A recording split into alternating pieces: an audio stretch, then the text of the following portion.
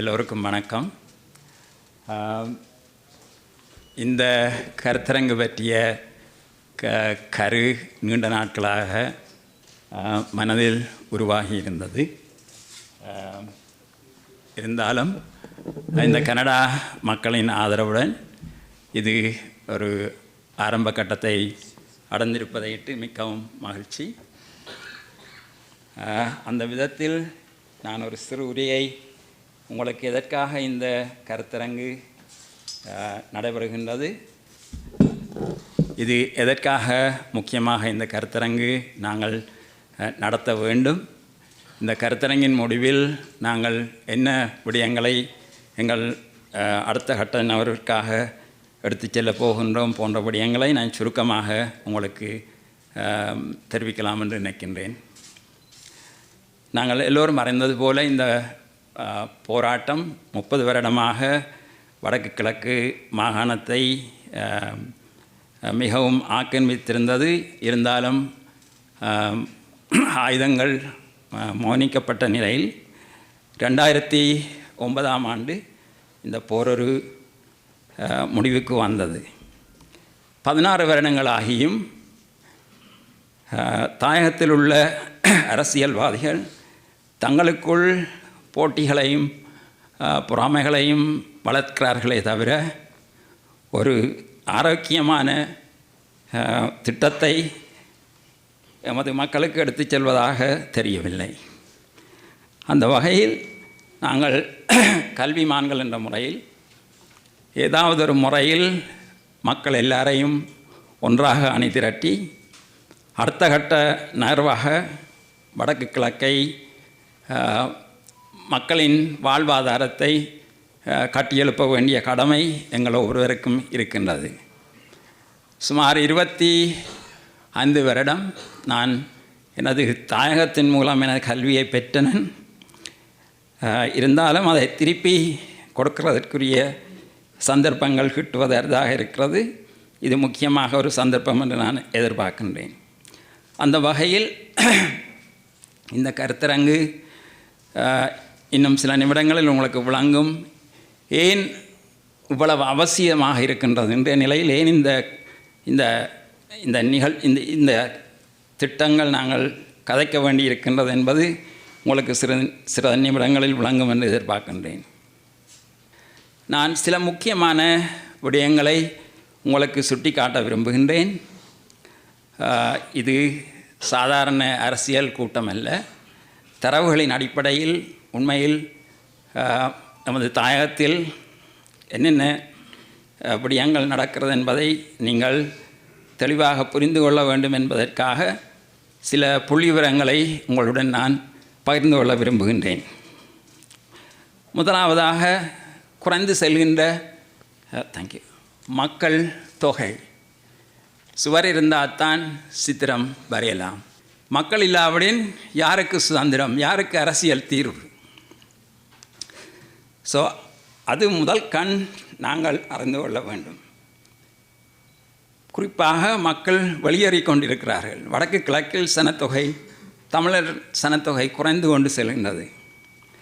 ரெண்டாவதாக நாங்கள் எல்லோரும் பெரிதாக கதைத்து கொண்டிருக்கும் வடக்கு கிழக்கு கல்வி அறிவில் மேலே இருக்கிற மாநிலங்கள் என்று நெடுகவும் மார்பதட்டி பெருசாக கதைக்கிறோம். ஆனால் இன்று அந்த நிலை இல்லை.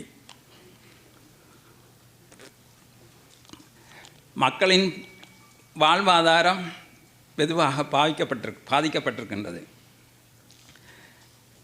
விரும்பியோ விரும்பாமலோ நாங்கள் இலங்கையின் ஒரு பகுதியாக என்றும் இருக்க வேண்டிய சூழ்நிலை இருக்கிறது. அந்த விதத்தில் வடக்கு கிழக்கின் பொருளாதாரம் கட்டியெழுப்பப்பட வேண்டும். அது இலங்கையின் பொருளாதாரத்திற்கு உதவியாக இருந்தாலும் பரவாயில்லை. எங்கள் மாகாணங்கள் நிச்சயமாக வளர்ச்சி அடைய வேண்டும். சில வேளை இங்கு சிறிய இளம் தலைமுறையினர் இருக்கலாம். வடக்கு கிழக்கு சிலருக்கு தெரியாமல் இருக்கலாம்.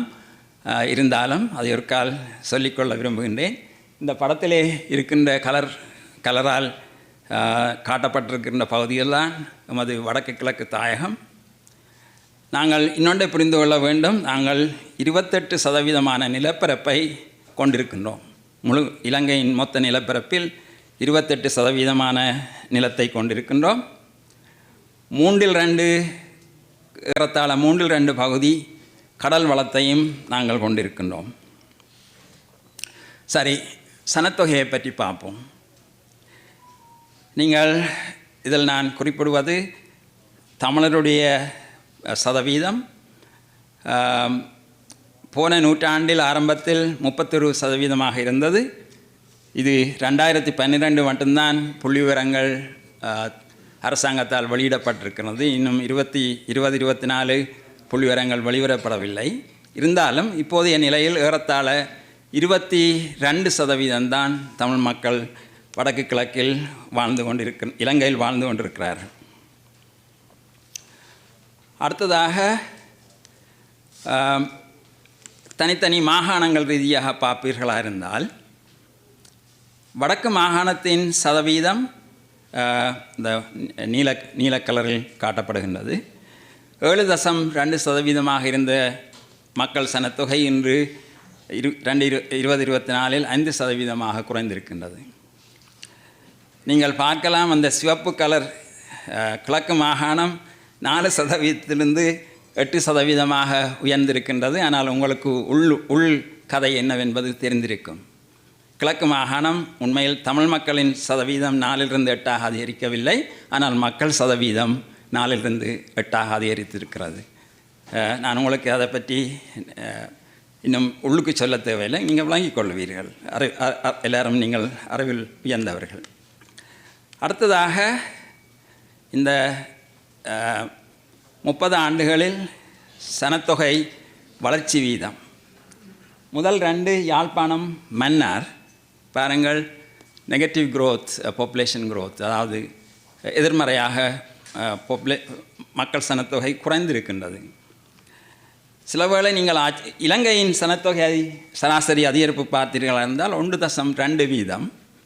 ஆனால் வவனியா 1.72%, மட்டக்களப்பு 1.5%, அம்பாறை 1.7%, திருகோணமலை 1.3%. இலங்கையின் சனத்தொகை அதிகரிப்பை விட இந்த மாகாணங்களில் சனத்தொகை சதவீதம் அதிகரித்திருக்கின்றது. கொஞ்சம் சிந்தித்து பாருங்கள் என்ன வகையில் இது நடந்திருக்கலாம் என்று. நான் வெளிப்படையாக சொல்ல தேவையில்லை, நீங்கள் சிந்தித்து பார்க்கலாம் ஏன் அப்படி நடந்திருக்கின்றது என்று. நாங்கள் எமது பகுதிகளை இழந்து கொண்டு இருக்கிறோம் என்பதை உங்களுக்கு இது தெளிவாக காட்டும். சமய ரீதியாக பார்க்கும் பொழுது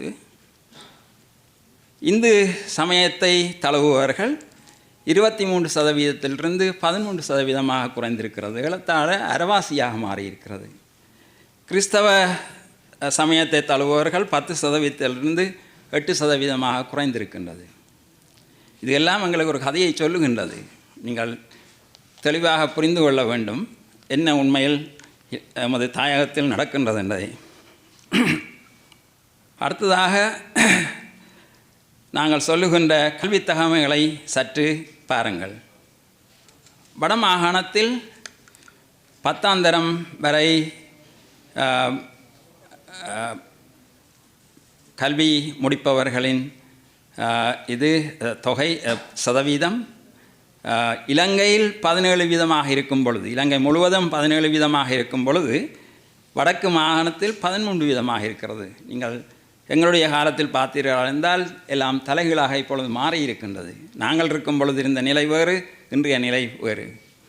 கிழக்கு மாகாணம் 10ஆம் வகுப்பு வரை நல்லாக இருந்தாலும் 12ஆம் வகுப்பு பல்கலைக்கழக பூம வகுப்பில் வலு குறைவாக இருக்கிறது. இலங்கையில் 15% இருக்கும் பொழுது கிழக்கு மாகாணம் 10% இருக்கிறது. ஸோ கல்வி விஷயத்திலையும் நாங்கள் கொஞ்சம் அக்கறை காட்ட வேண்டும். என்று சொன்னால் கல்விதான் அடுத்ததாக தொழில்துறையை வளர்ப்பதற்கு தொழிலாளர்களை உருவாக்குகின்ற ஒரு நிலை.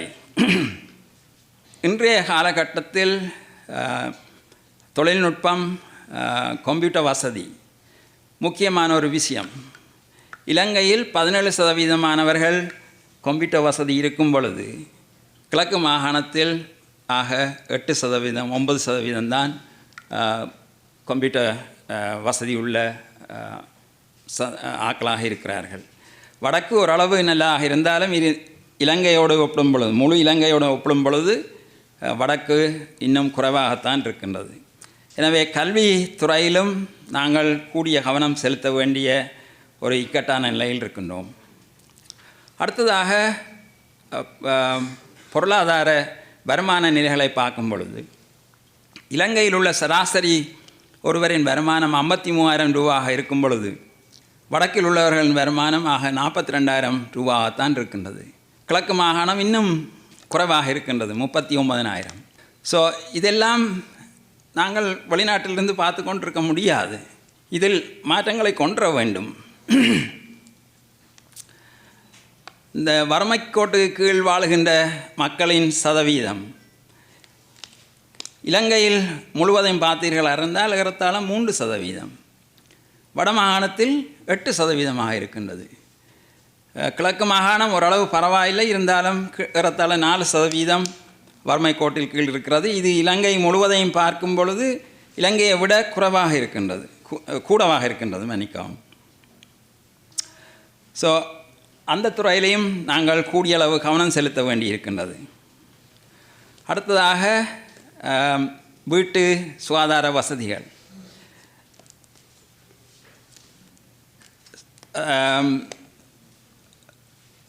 கழிவு டாய்லெட் வசதி பார்க்கும் பொழுது இலங்கையில் 1.7% தான் டாய்லெட் வசதி இல்லாதவர்களுடைய சதவீதம் இருக்கின்றது.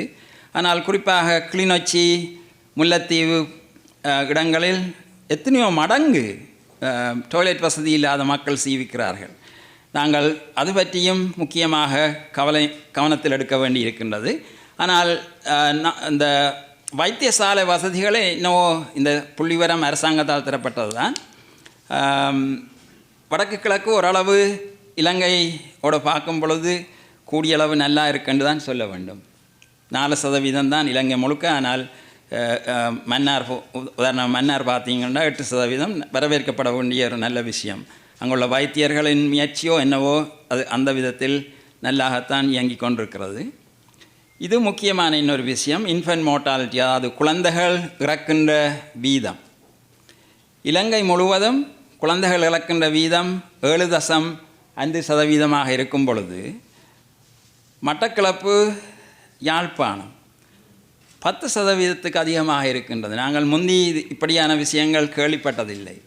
இது ஏன் இன்னொரு முக்கியமான விஷயமாக நான் சொல்கிறேன் என்றால், மக்கள் சனத்தொகை குறைந்து செல்கிறது என்று நான் ஏற்கனவே சொன்னேன். இது இன்னொரு அடிப்படையான காரணம்.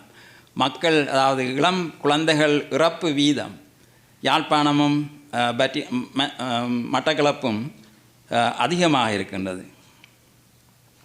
அடுத்ததாக பொருளாதார நிலைகளை பார்த்தோம் இருந்தால் யாழ்ப்பாணம், வடக்கு கிழக்கு மாகாணங்கள் ஓரளவு எலிஜிபிள் ஒர்க் ஃபோர்ஸ், வேலை செய்யக்கூடியவர்களின் சதவீதம் இலங்கையோடு ஒப்பிடும் பொழுது வடக்கு கிழக்கு ஒரு விதத்திலும் குறைந்ததாக இல்லை. ஸோ இது எங்களுக்கு ஒரு சாதகமான விஷயம். ஆனால் நீங்கள் இந்த ஜிடிபி பெர் கேபிட்டா, நாட்டினுடைய என்னென்று சொல்வது, ஜிடிபி உங்களை எல்லாருக்கும் தெரிஞ்சிருக்கும் ஜிடிபி என்றா என்னென்று சொல்லி, சாரி தலை வருமானம் அல்லது அவுட்புட் பெர் கேபிட்டா. பாருங்கள், அந்த மஞ்சள் கலரில் தெரிகின்ற 2 மாகாணங்கள், வடக்கு மாகாணம், கிழக்கு மாகாணம். சில மாகாணங்கள், மற்ற மாகாணங்கள் அதை விட கொஞ்சம் கூடியிருந்தாலும் யாழ்ப்பாணம், வடமாகாணமும் கிழக்கு மாகாணமும் இன்னும் பின்தங்கித்தான் இருக்கின்றன. ஜிடிபி க்ரோத் ரேட் அதை பார்த்தீங்களென்றாலும் கூட இலங்கை என்று பார்க்கும் பொழுது 37%, எங்களுடைய கான்ட்ரிபியூஷன், வடக்கு கிழக்கினுடைய கான்ட்ரிபியூஷன் 27, 28, 29% தான் இருக்கின்றது. விவசாயத்துறையை பார்த்தீர்களாக இருந்தால் கிழக்கு மாகாணம், நாங்கள் எல்லோருக்கும் தெரியும், விவசாயத்துறையில் எப்போவுமே கொஞ்சம் கூடிய பங்களிப்பு செய்வது. இருந்தாலும் வடக்கும் கிழக்கும் இன்னும் பின்தங்கி இருக்கிறது என்று தான் நான் சொல்ல வேண்டும். தொழில்துறையை பார்த்தீர்கள், இண்டஸ்ட்ரி செக்டரை பார்த்தீர்களாக இருந்தால் அங்கும் நாங்கள் எங்களோட கான்ட்ரிபியூஷன் வலு குறைவாக இருக்கின்றது. சர்வீஸ் செக்டர், உதாரணத்துக்கு டூரிசம் போன்ற இதை பார்த்தீர்கள் என்றால் அதுவும் வடக்கு கிழக்கு மற்ற மாகாணங்களை விட மிக குறைவாக இருக்கின்றது. ஒரு தொழில்துறையை ஆரம்பிப்பதற்குரிய கிளைமேட் இண்டெக்ஸ் இலங்கை முழுவதும் வளர்ச்சி அதிகமாக இருக்கும் பொழுது வடக்கு கிழக்கில் தொழில்துறையை ஆக்களை ஆரம்பிப்பதற்குரிய அந்த சுட்டன் மிக கீழே குறைவாகத்தான் இருக்கின்றது.